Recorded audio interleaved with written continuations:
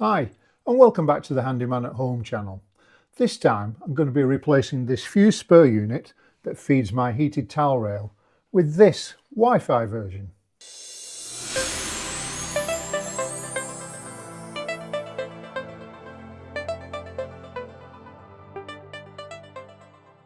Before we start doing any work, we need to isolate the main supply to the fuse spur unit. So one easy way of doing that is to temporarily switch it on and then go down to the breaker in the consumer unit and isolate the supply there, and we should see the light go off. Okay, now that the supply has been isolated, we can undo the screws and remove the front cover. Electricity can kill, so if you're at all unsure, please consult a qualified electrician.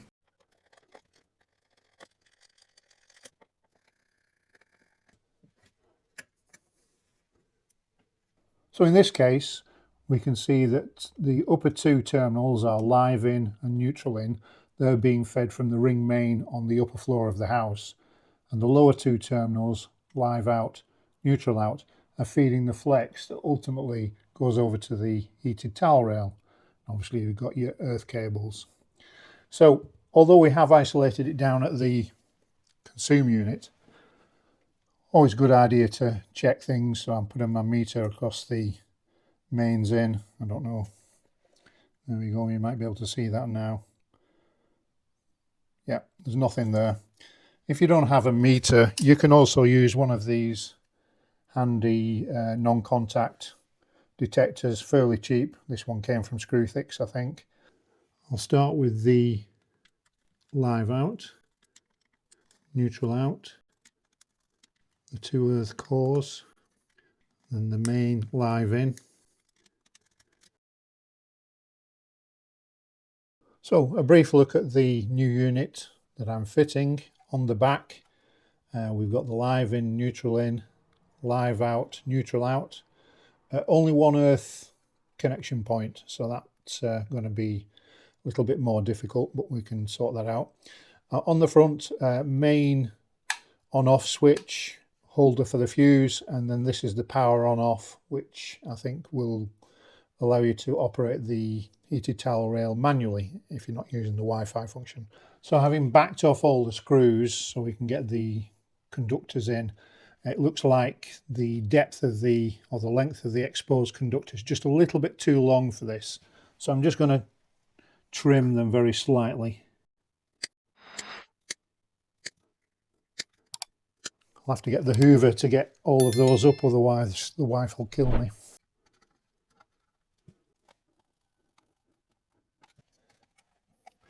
So I've exposed a bit more of the earth conductors and twisted them together.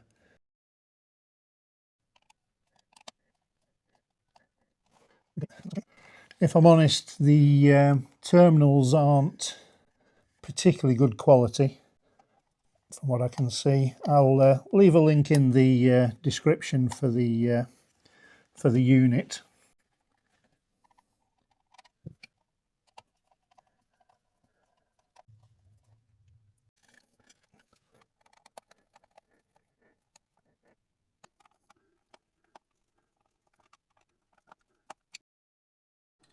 So just give them all a little tug to make sure they're in nice and snug.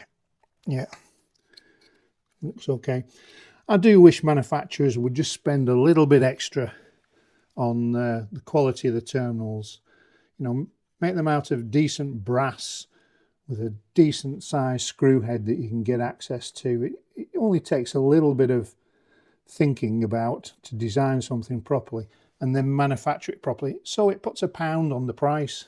And I think that even that's over egging it. £1 on the price, I'd certainly pay the extra. But instead we're ending up with all this cheap, dare I say it, Chinese crap. But anyway, that's the world we live in.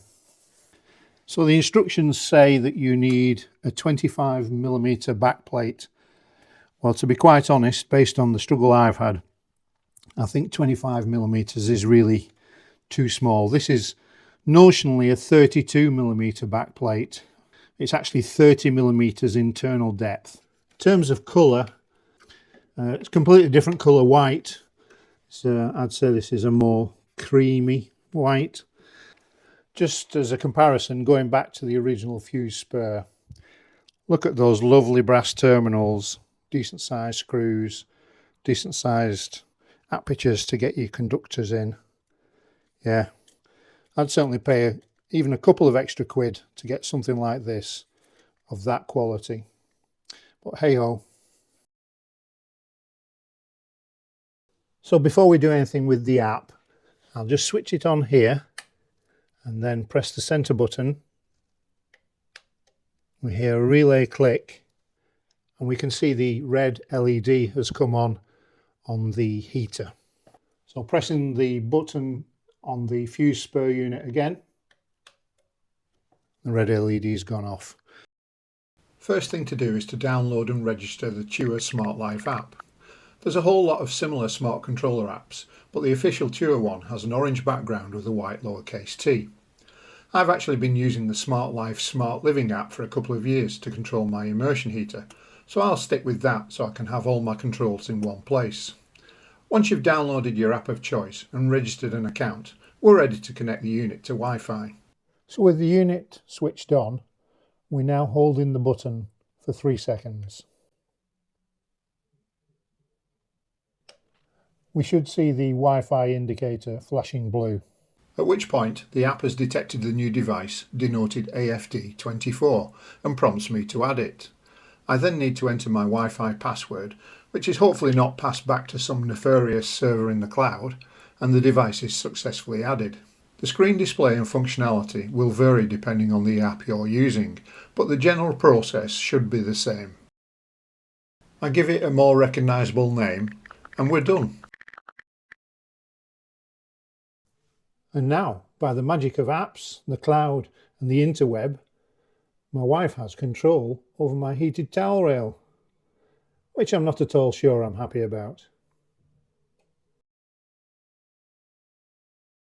So why have I installed this? Well, 2 reasons, both related to old age. The first, bad backs, which we both suffer from for greater or lesser extents. Every time you want to turn on or off the towel rail, you've got to bend down, which is a pain in more ways than one. Second, forgetfulness.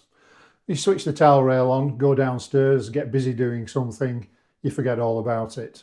With the app, hopefully we can just pick up the phone, check whether it's on, and if it is still on, we can switch it off.